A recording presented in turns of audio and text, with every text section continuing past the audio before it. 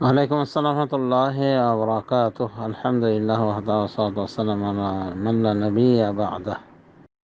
এখানে একটা প্রশ্ন করা হয়েছে যে বদনজর লেগেছে, এটা কি বোঝার কোনো উপায় আছে? যেমন হয়তো একটি পরিবারের সবগুলো মানুষ লাস্ট 3-4 মাস ধরে অসুস্থ, বা ওই পরিবারের মেয়েদের বিবাহ হচ্ছে না, এগুলো বদনজরের কারণে কি হতে পারে? বদনজরের কারণে হতে পারে, আবার এমনি প্রাকৃতিক অসুখ বিসুখ সে কারণে হতে পারে। সুতরাং বদনজরে একটু কথা অনুমান করে বলা ঠিক না। তাই চিকিৎসা, রোগ হলে চিকিৎসা করে দেখবে। চিকিৎসায় যেখানে আরাম হয় না, ডাক্তাররাও কোনো দোষ হতে পারে না, অথচ অসুস্থতার জীবন চলছে ধারাবাহিকভাবে। তো এই জাতীয় রোগীরা অনেক সময় এই জাদুটনার শিকার হয় বা বদনজর কুনজরের শিকার হয়ে যায়। নিশ্চিত হওয়ার জন্য আগে ডাক্তারকে দেখাতে হবে যাতে অসুখে। আর যদি সত্যি এরকম কোনো শত্রু থেকে থাকে যার অভ্যাস, শত্রু বা আত্মীয় যাদের অভ্যাস এই হাবিজাবি করা, তাবিজ তোমার করা, বা এমন কোনো প্রসিদ্ধ ব্যক্তি থেকে থাকে যার নজর খারাপ, এগুলো কিন্তু পরিচিত হয়ে যায় অল্প দিনের ভিতরেই। তাহলে মনে করতে হবে যে যদি তার নিকট যে অতিক্রম হয়ে থাকে বা সে এই বাড়িতে এসে থাকে এবং দেখে থাকে, আর তারপর থেকে 3-4 মাস যাবত অসুস্থ, তো হতে পারে বদনজরের কারণে হতে পারে। তখন তাকে রুকিয়া করাতে হবে, শরীয়ত সম্মতভাবে ঝাড়ফুঁক করতে হবে। আন্দাজের উপর হুট করে বলে দেওয়া যে বদনজর লেগেছে বা উমুকে কালো জাদু করেছে, এইভাবে আন্দাজ আনুমানিক বলতে আমাদের অনেকে অভ্যস্ত। এটা ঠিক নয়। হুট করে বলে দাও যে এটা হয়ে গেছে, এই কারণে এটা হচ্ছে। যেমন এখানে বলা হচ্ছে বিয়ে হচ্ছে না, মেয়েদের বিয়ে হচ্ছে না। তো এটা কেন হচ্ছে না, হতে পারে এরকম আজকাল যুগ খুদ বাছার যুগ, হয়তো বা পছন্দ মতো হতেছে না, বা হয়তো বা এই যৌতুকের কারণে হচ্ছে না, কথায় বিভিন্ন কারণে কোনোভাবে হয়তো মেয়ের এই বয়স ইত্যাদির কারণে পছন্দ হচ্ছে না। কথায় সব থেকে বড় কারণ হলো যে জায়গায় নির্দিষ্ট কোনো মেয়ের বিবাহ লেখা আছে আল্লাহর বিধানে, ওই জায়গা থেকে যতক্ষণ না প্রস্তাব আসবে বিয়ে হবে না। তো এইভাবে ধারণা করে বলা ঠিক না,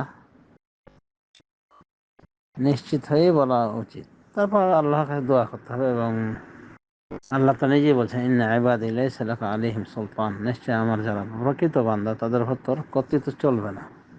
সুতরাং ইবাদত বন্দেগী করতে হবে, ইবাদতমুখী হতে হবে, আখিরাতমুখী হতে হবে। ফরজ সালাত আদায়ের পাশাপাশি সুন্নাত নফলের ইহতিমাম করতে হবে। হারাম হালাল খেয়াল করে মেনে বেশি চলতে হবে। ইনকাম সোর্স হালাল করতে হবে, এবং ছবি মূর্তির থেকে বাড়িঘর পবিত্র রাখতে হবে যাতে করে জিন শয়তানের আসর না পড়ে। তো বিভিন্ন কারণে এরকম কিছু হতে পারে, অসুখ বিসুখ। তো প্রথমত মনে রাখতে হবে যে চিকিৎসার কোনো ওষুধ পাওয়া যায় না, চিকিৎসা ব্যর্থ হয়ে গিয়েছে, যেটা বাহ্যিক চিকিৎসা, ডাক্তারের চিকিৎসা, সে সময় ঝাড়ফুঁক করাটা একান্ত যেতে পারে। আর তখনই বলা যেতে পারে যে এরকম কিছু হয়েছে, কেউ কিছু করে হবে। আর কেউ কোনো ক্ষতি করতে পারবে না আল্লাহর অনুমতি ছাড়া। সুতরাং আল্লাহর কাছে দোয়া করতে হবে, আরাধনা করতে হবে, এবং রক্ষা করতে হবে আল্লাহর সর্বোপরি ভরসা রেখে।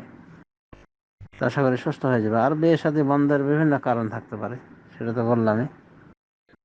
কাজে নির্দিষ্ট করে দেওয়া যায় অমুকে জাদু করেছে, এ করেছে, হয়তো কিছু করেনি। এরকম আমার কাছে অভিযোগ আসছিল, এক লোক আমাদের ক্যান্টনমেন্টে থাকে, এক আর্মি, বলে যে আমার মেয়েটার জন্য দোয়া করে, বিয়ে হচ্ছে না, যেখান থেকে আসে খালি কেটে পড়ে। আমি বলেছিলাম, দেখেন আপনি যেটা ধারণা করছেন যে হয়তো জাদু করছে, কালো জাদু করছে, এই জন্যে হচ্ছে না, কিন্তু এটাও হতে পারে যে ওর তাকদিরে যেখানে বিয়ে, সেখান থেকে প্রস্তাব আসেনি এখনো, আসলে হয়ে যাবে।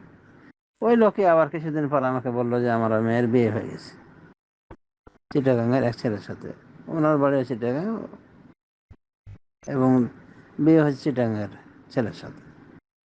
এই যে এতদিন যে আসলো আর প্রত্যাখ্যাত হলো বা ফিরে চলে গেল, তো এখন কি প্রমাণ হলো?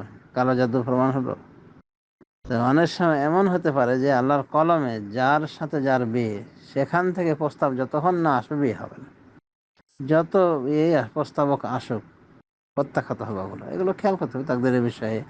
তাকদীরে পূর্ণ আস্থা রাখতে হবে এবং সরাসরি আল্লাহর ভরসা রেখে সামনে এগোতে হবে। হুট করে বলে দেওয়া যেন বদনজর লেগেছে বা এ হয়েছে সে হয়েছে। হ্যাঁ, বদনজরও আছে, তবে বদনজর যদি জানা যায় যে অমুক প্রসিদ্ধ লোক, তাহলে হ্যাঁ তার ওই গোসল করা পানি নিতে হবে, অন্তত অজুর পানিগুলি